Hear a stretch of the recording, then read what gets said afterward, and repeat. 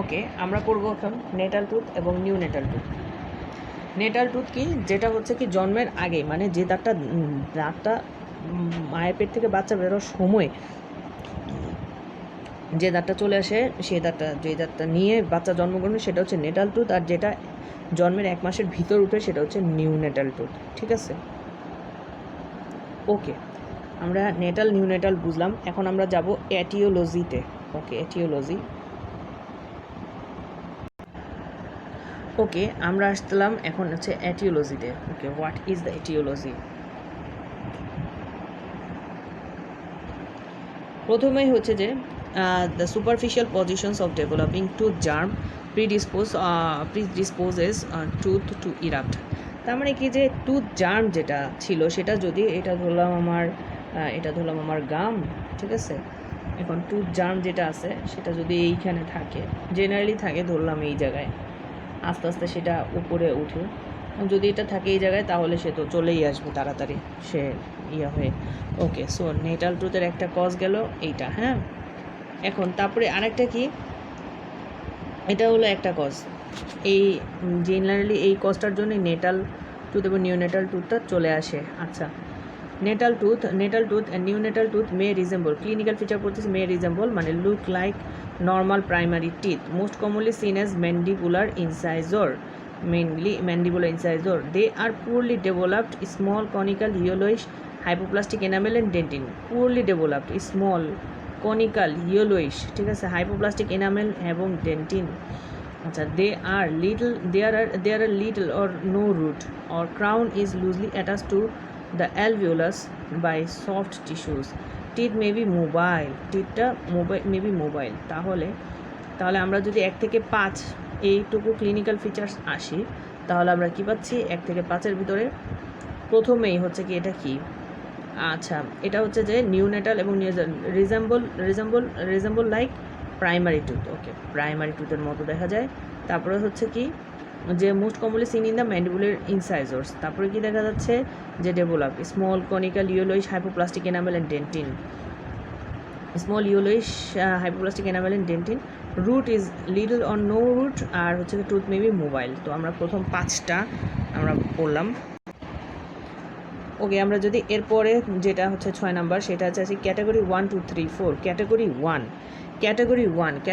1 এসে দেখতে কেমন? ক্যাটাগরি 1-এ হচ্ছে কি শেল লাইক স্ট্রাকচার, ঠিক আছে, loosely attach to the alveolus. Okay, shell like structure, just এটাই মনে রাখি যে category 1 shell like structure. Category 2 হচ্ছে কি solid crown. Okay, category 2 solid crown, তাহলে শেল এবং হচ্ছে কি সলিড। আচ্ছা, শেল এবং সলিড। তারপর হচ্ছে কি ইনসাইজাল এজ ইনসাইজাল এজটা ইরাপ্টেড হয়ে আছে। আর ক্যাটাগরি হচ্ছে 3 এবং ক্যাটাগরি 4 হচ্ছে মিউকোজাল সোয়েলিং জাস্ট। তাহলে 4টা category, shell like, solid, incisal edge just বের হয়ে আছে, আর হচ্ছে কি মিউকোজাল সোয়েলিং, ঠিক আছে। আচ্ছা, এবং the new Natal tooth maybe super নিউমেরি 5% কেসে সুপার নিউমেরারি। আচ্ছা, আমরা যদি ক্লিনিক্যাল ফিচার্স পুরোটা আমরা এখন বলি, তাহলে প্রথমেই আমাদের বলতে হবে কি ক্লিনিক্যাল ফিচার। প্রথমে হচ্ছে যে এটা কি রিজেম্বল ন্যাচারাল টুথের মতো লাগে। 2 নাম্বার কি পড়ছিলাম, যে এটা হচ্ছে ম্যান্ডিবুলার ইনসাইজর সবচেয়ে বেশি, এটা দেখতে কেমন? Small conical shape. আচ্ছা, তারপরে কি, আচ্ছা, ওকে, স্মল কনিক্যাল শেপ, খুব ভালো। আচ্ছা, তারপরে হচ্ছে যে এটা লিটল অর নো রুট, ঠিক আছে, লুজলি অ্যাটাচ। তারপর হচ্ছে এটা খুবই মোবাইল টুথ। আচ্ছা, এরপরে 4টা ক্যাটাগরি আসবে, ক্যাটাগরি 1 2 3 4। আচ্ছা, কি শেল লাইক স্ট্রাকচার, ক্রাউন, তারপর হচ্ছে কি সলিড ক্রাউন, তারপর হচ্ছে কি মোবাইল ক্রাউন, না, তারপর হচ্ছে কি শেল সলিড ক্রাউন, তারপরে চলে আসবে কি ইনসাইজাল এজ জাস্ট বের হয়ে যাবে এবং হচ্ছে কি ইনফ্লামেশন থাকবে। এটা মাঝে মাঝে সুপার নিউমেরারি টিথ, এটা সুপার নিউমেরারি টিথও হয়। আচ্ছা, শেষ। ওকে, এটা গেল আমার ক্লিনিক্যাল ফিচার্স। এখন আসবে কি আমার কমপ্লিকেশনস, রাইট? কমপ্লিকেশন আসবে। আচ্ছা, কমপ্লিকেশন কি কমপ্লিকেশন আছে এবং ম্যানেজমেন্ট। কমপ্লিকেশনে জেনারেলি যেহেতু এটা লুজলি অ্যাটাচড, তার জন্য হচ্ছে কি এটা কি ইনহালেশন হয়ে যেতে পারে, ঠিক আছে, যেহেতু লুজলি অ্যাটাচড। আচ্ছা, তারপরে হচ্ছে কি যে traumatic ulceration of the ventral surface of the tooth, যেহেতু নিচে থাকে so traumatic ulceration, ventral surface of the টুথে ট্রমাটিক আলসারেশন হবে, ইন্টারফারেন্স উইথ ব্রেস্ট ফিডিংয়ের সমস্যা হবে, এবং neonatal sublingual traumatic ulceration. Sublingual traumatic ulceration mainly তিনটা আসলে, রিগা ফেডি ডিজিজ। আচ্ছা, মেইনলি হচ্ছে কি টুথটা মোবাইল থাকে, ইনহালেশনের সমস্যা হয়, তারপর হচ্ছে কি ব্রেস্ট ফিডিংয়ে মায়ের যে ব্রেস্ট সেখানে সমস্যা করবে, এবং